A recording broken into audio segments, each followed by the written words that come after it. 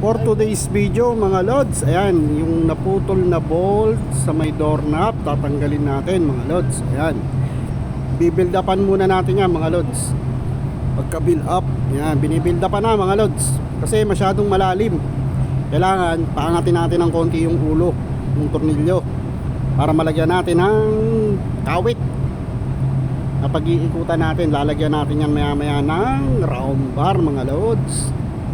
Round bar, round bar, para tapos i-spot natin yun syempre. Yan lods, pinapaangat na natin yan lods, ispat lang. Yan mga lods, yan, umangat na yung bolt natin, lumabas na yung ulo ng tornilyo, kasi binilda pa natin mga lods. Lalagyan na natin ng round bar, tenga kumbaga.